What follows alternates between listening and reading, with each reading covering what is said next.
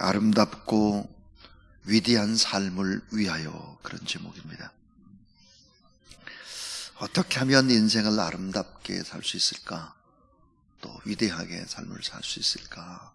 그런 제목입니다. 우리나라의 제1세대 철학자 가운데 고 안병욱 교수님이 계십니다. 이 아름답고 위대한 인생을 살기 위해서 세 가지가 꼭 필요하다. 그의 책 인생론에서 이런 세 가지를 얘기하고 있습니다. 그 첫 번째가 뭘까? 그러면 아름답고 위대한 삶을 위해서 필요한 것이 꿈이라는 것입니다. 꿈. 인간은 꿈만큼 위대하나 꿈이 있어야 아름다운 인생을 살고 또 위대한 삶을 살 수 있다 그랬습니다. 두 번째는 이 꿈을 이루기 위해서는 힘을 기르는 것이 필요하다 그랬습니다. 그래서 힘입니다. 힘. 자, 여러분, 이 힘이라는 것이 지식의 힘도 있을 수 있고 돈도 힘이고 또 권력도 또 힘이고 건강도 힘이고 이런 힘들을 키워야 된다 그랬고요.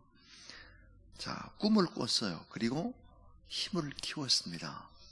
이 세 번째 정말 중요한 것이 뭘까?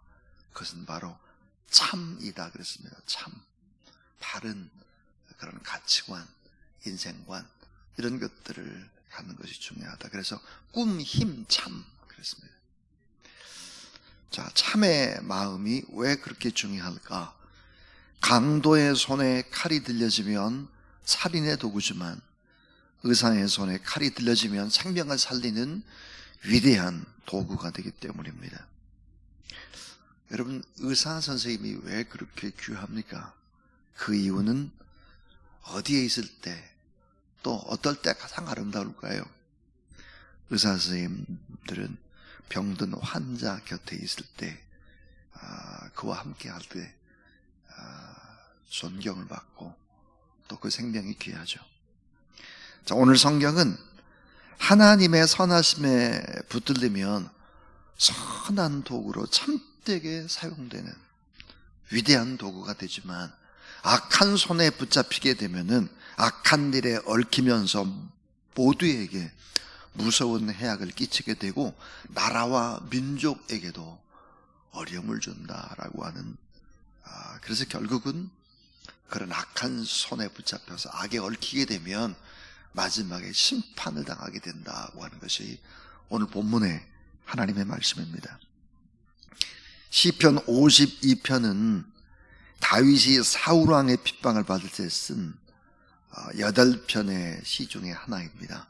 그러니까 많은 고난 중에 쓰여진 그런 시편인데요. 너무너무 고통스러운 다윗입니다.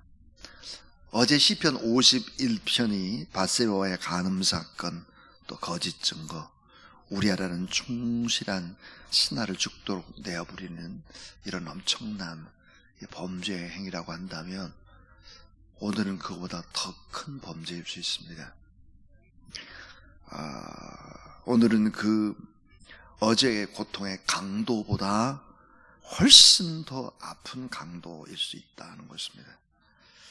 더 큰 고통, 더 큰 절망. 왜냐하면 다윗 때문에 너무나 많은 귀한 하나님의 사람들이 싹쓸이로 죽임을 당하기 때문입니다. 자, 오늘 시편 52편의 배경은 이러합니다. 이 다윗이 사울의 칼날을 피해서 높땅으로 피신을 하게 되는데, 그리고 제사장 아히멜렉의 도움을 받습니다. 다윗이. 자, 이 제사장 아히멜렉뿐만 아니라 이 높땅에는 85명의 하나님의 사람들, 신실한 제사장들이 있었습니다. 근데 이들이 다 다윗을 도왔죠. 그때에 오늘 성경에 보니까 에돔 사람 도액이 사울에게 밀고를 합니다. 제사장들이 다윗 왕을 돕고 있다. 이 사울은 광분해서 결국은 아히멜렉을 포함한 모든 높땅의 제사장들을 85명이나 도륙하는 것입니다. 어처구니 없는 대학살이 일어났죠. 대제사장들은 왜 이런 일을 당해야 되느냐 알지도 못하고 모두 다 죽고 말았습니다. 바로 이때 지은 시가 오늘 시편 52편입니다. 절망과 분노의 순간에 다윗의 마음이 어떠했을까? 나 때문에 귀한 기름 부음 받은 제사장들이 다 죽었습니다. 높당에 있는 사람들이 모두 다 죽었습니다. 악한 자들이 마귀와 한패가 돼서 하나님의 종들을 죽이고 승리자가 된 것처럼 기고만장한 이런 사울 왕을 바라보는, 그리고 그걸 밀고 한 도액이라는 사람을 바라보는 이런 다윗의 마음이 얼마나 무너졌을까 하는 것입니다. 이런 고통스러운 순간에 시편 52편을 기록하게 된 것입니다. 자, 오늘 저는 아름답고 위대한 삶을 위하여라는 제목으로 오늘 이 본문을 가지고 몇 가지 중요한 부분들을 생각해 보도록 하겠습니다. 그 첫 번째입니다. 첫 번째는 악한 자의 일시적 승리를 부러워하지 말아라 하는 것입니다. 자, 이 악한 자들의 일시적 승리를 부러워하지 말아라. 이 악한 자들과 이 마귀의 세력이 결탁을 하면 짧은 시간에 얼마든지 성공할 수 있고 짧은 시간에 잘 될 수 있다는 것입니다. 짧은 시간에 승승장구하는 것을 부러워하지 말아라 하는 거예요. 자, 여러분, 악한 세력인 거 뻔히 아는데 우리가 보기에 잘 돼요. 우리는 열심히 노력해도 너무 힘들게 살아가는데 이럴 때 믿음의 사람들이 갈등을 하기 시작을 할 것 같습니다. 정신적인 혼란을 겪죠. 왜 하나님을 믿지도 않는 사람들에게 저렇게 잘 되게 하고 오늘 우리는 왜 고통스러운 환경을 하나님이 허락하실까? 이런 갈등을 겪을 때 믿음을 가진 자에게는 최대의 위기의 순간일 수도 있을 것입니다. 자, 시편 52편 1절을 보게 되면 포악한 자여 내가 어찌하여 악한 계획을 스스로 자랑하는가? 하나님의 인자하심은 항상 있도다 그랬습니다. 자, 포악한 자여 악한 계획을 세우고 스스로 자랑하는 자여. 2절에도 내 혀가 심한 악을 꾀어 날카로운 삭도, 이 삭도가 뭡니까? 면도날 같도다. 입에서 나오는 얘기가 면도날 같아요. 이런 사람들, 그러니까 악한 자의 일시적 승리를 부러워해서는 안 된다. 세상 사람들이 잘 사는 것 같은 거 그거 별거 아니라는 거예요. 그걸 부러워하지 말아라.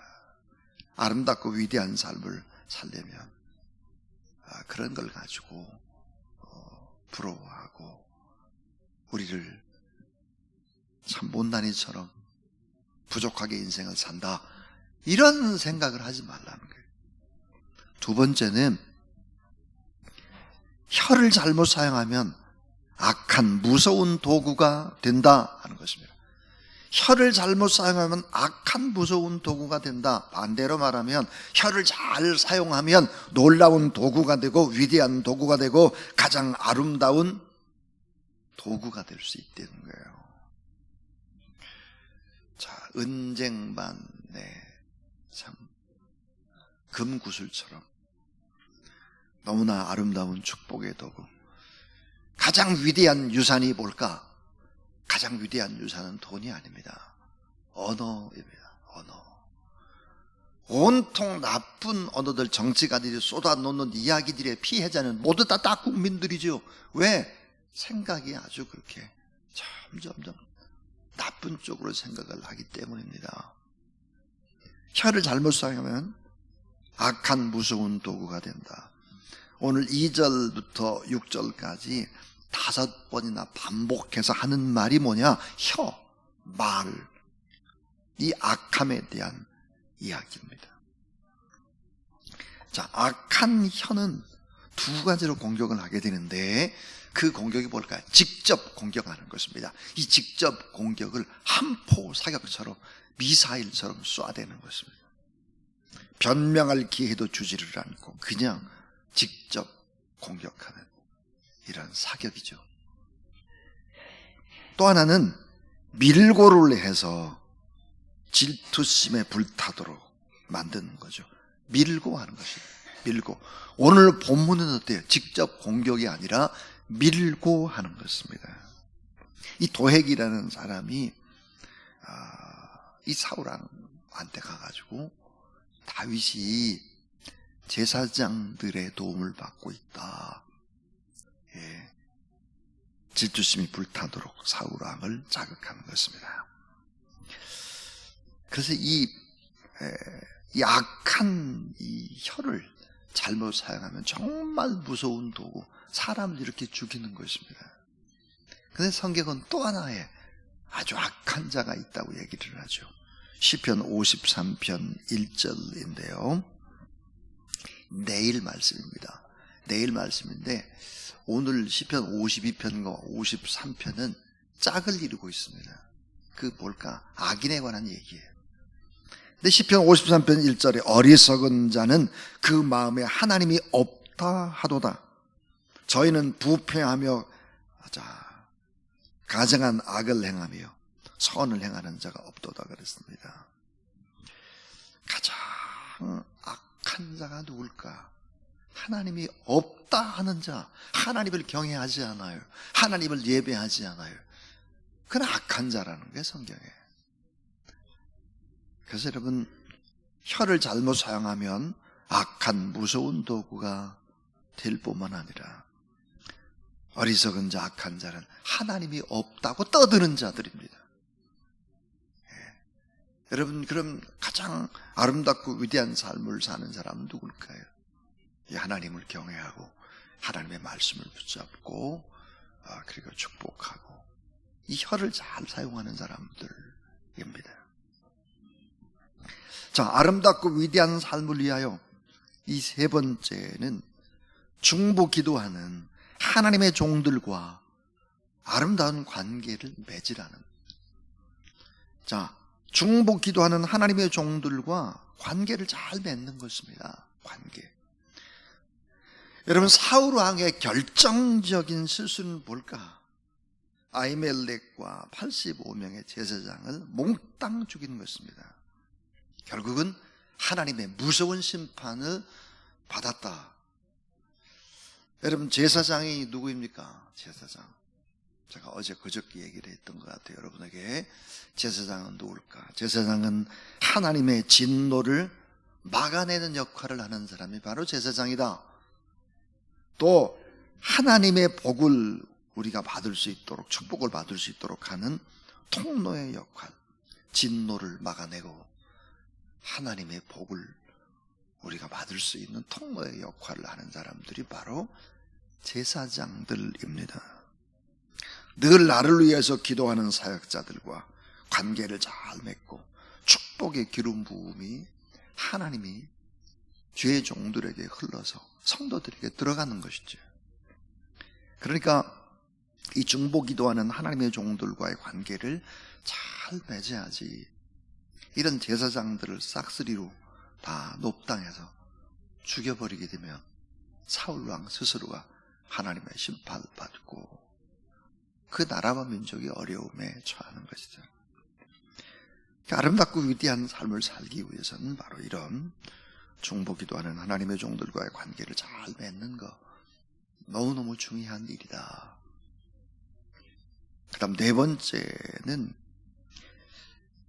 하나님의 신실하신 사랑을 영원히 의지하라 하는 것입니다. 자, 오늘 우리가 요절로 봤는데요. 한번 8절을 다시 한번 보시면, 자, 같이 한번 8절을 읽어보겠습니다.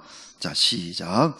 그러나 나는 하나님의 집에 있는 푸른 감람나무 같으며 하나님의 인자하심을 영원히 의지하리로다.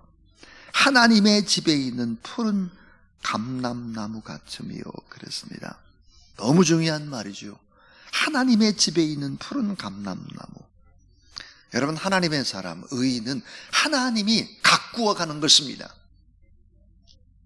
하나님의 집에서 푸른 감람나무처럼 하나님이 의인을 키워가는 거예요. 가꿔가는 거예요.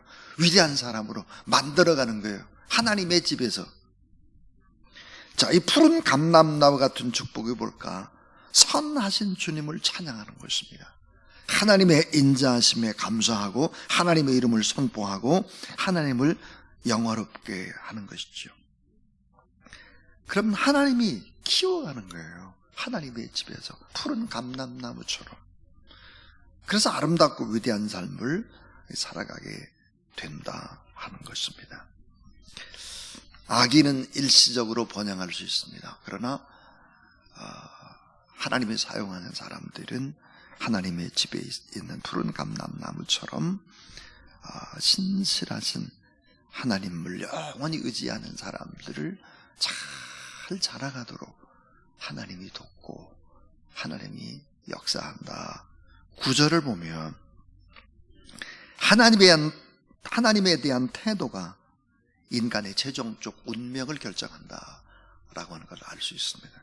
하나님을 어떤 태도로 내가 대하느냐, 이것은 바로 인간의 최종적 운명을 좌우하는 것입니다. 구절을 또 같이 읽어보죠. 자, 시작. 주께서 이를 행하셨으므로 내가 영원히 주께 감사하고 주의 이름이 선하심으로 주의 성도 앞에서 내가 주의 이름을 사모하리다.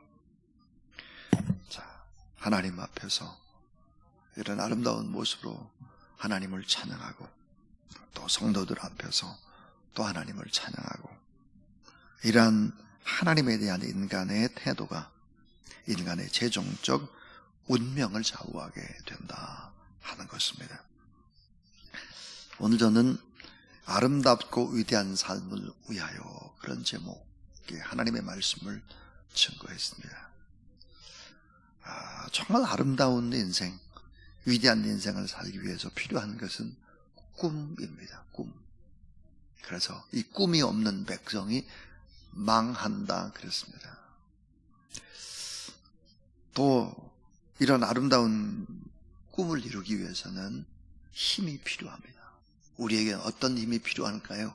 영적인 힘이 필요합니다. 하나님 앞에 뜨겁게 부르짖어 기도하고 영적인 힘. 자, 꿈이 이루어지고 또 힘을 키웠다고 할지라도 너무 중요한 것은 주님의 마음, 참 주님의 마음을 품는 것이 너무 중요한 가치입니다. 자, 오늘 말씀은 참 마음으로 하나님을 바라보는 사람과 그렇지 못한 사람들이 결국은 최종 하나님의 축복을 받느냐 심판을 받느냐가 결정이 되는 것입니다. 여러분, 오늘 이 본문의 말씀, 악한 자의 일시적 승리, 세상 사람 반짝 잘 때는 거 부러워하지 말아라. 혀를 잘못 사용하면 악한 무서운 도구가 된다. 반대로 혀를 잘 사용하면 축복의 도구고 위대한 도구고 꿈과 희망을 주고 사람들을 앞으로 더 기쁨으로 달려가도록 하는 위대한 도구, 가장 위대한 유산을 남길 수 있다 그랬습니다. 특별히 우리는 하나님의 말씀에 의지해서 중보기도하는 사람들입니다. 그건 뭐 값으로 따질 수 없는 엄청난 축복입니다. 중보기도하는 하나님의 종들과의 관계를 잘 맺어야 합니다. 하나님의 진노를 막는 역할, 교회가 하는 역할, 성도들이 하는 역할, 목회자가 하는 역할이죠. 하나님의 축복을 받는 통로의 역할들을 하는 이런 사역자들과의 관계 잘 맺어야 한다. 하나님의 신실하신 사랑을 영원히 의지하고 하나님의 집에서 그분을 찬양하면 푸른 감람나무 같은 축복이 주어진다. 그런 말씀이었습니다. 오늘도 이 말씀 의지해서 이 성전에서 또 축복의 통로가 되는 그런 여러분 되기를 주의 이름으로 축원합니다. 440장 찬송 드리겠습니다.